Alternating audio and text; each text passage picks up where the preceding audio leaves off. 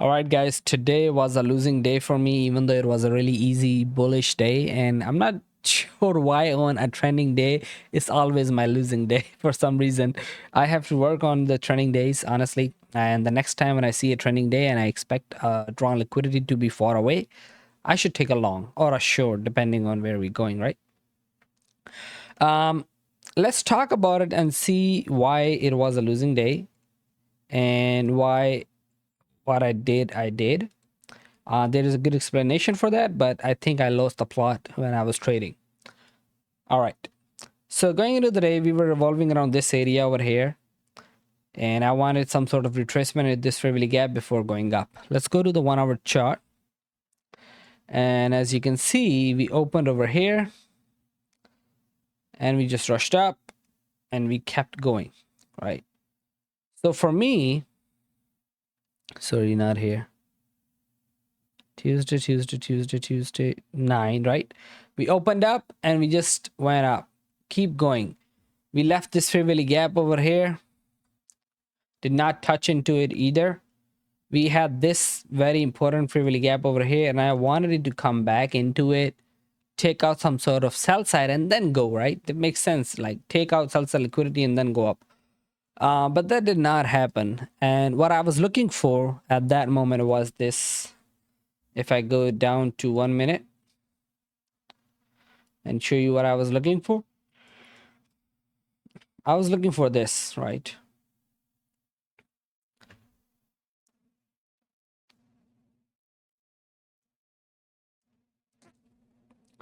These lows over here looks very suspicious to me.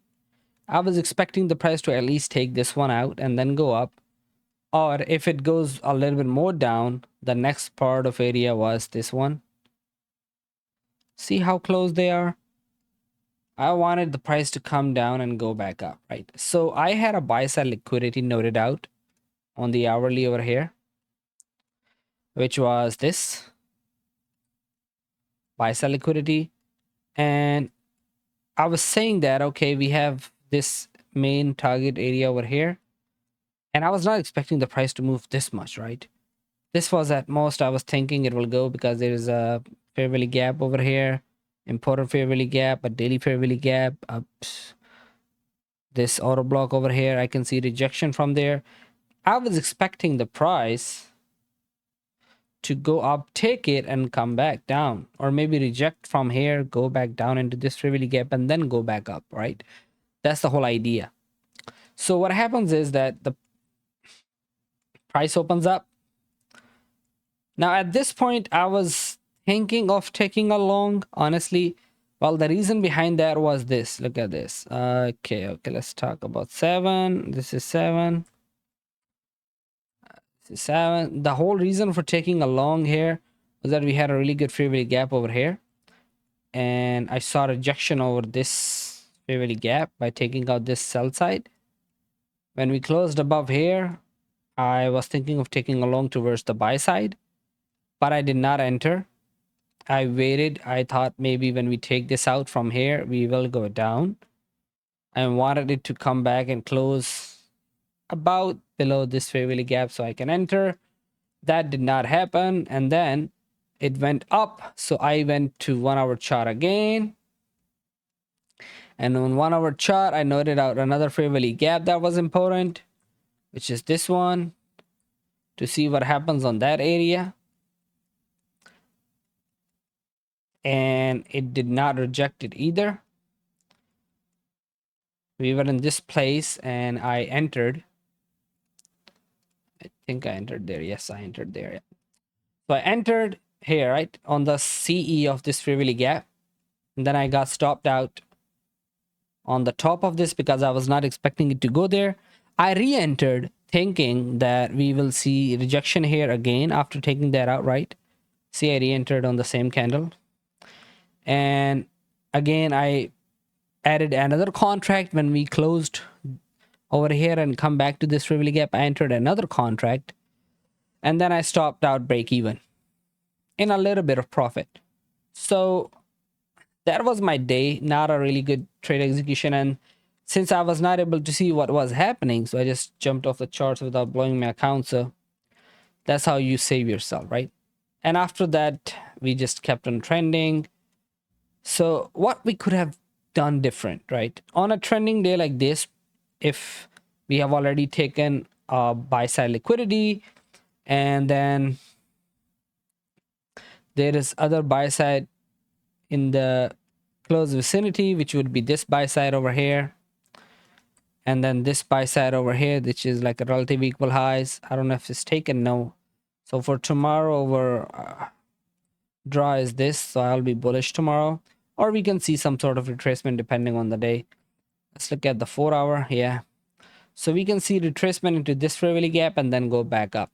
Okay, so what we could have done different is that if I was on the charts, either I should have entered on this because I was bullish on the day as well.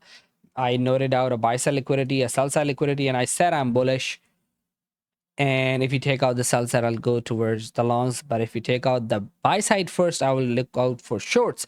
Of course, I would not be shorting this much, right? I would be shorting like if you take out this high, I'm expecting some sort of sell side to be taken like this much, right? These are all relative equal lows. Look at these. So that did not happen. It's okay. Losing days are a part of statistics. I'm okay with that.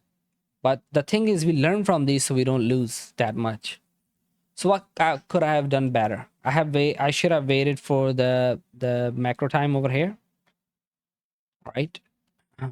What happened in the macro?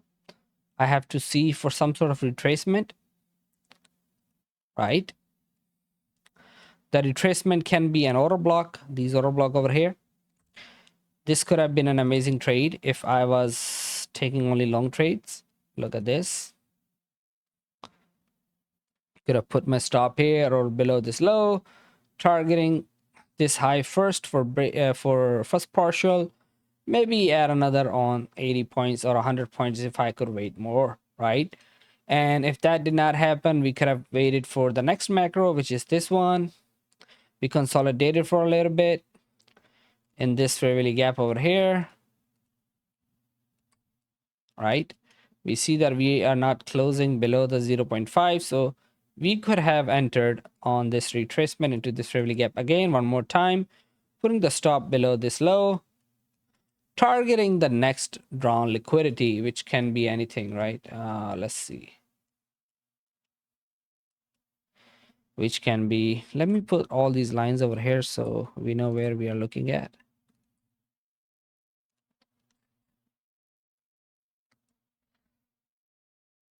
So for the first trade, which I'm talking about here, we could have longed toward this fair value gap over here, right? This would have been an amazing trade.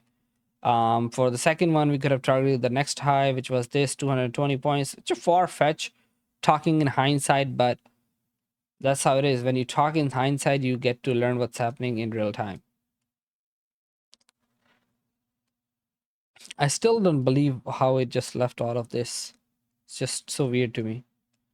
Of course, there is always learning going on. And today I learned. All right, yeah, that was the review for today. And tomorrow is Wednesday, so Wednesday is a really good trading day. Hopefully we find something nice tomorrow, and I see you then.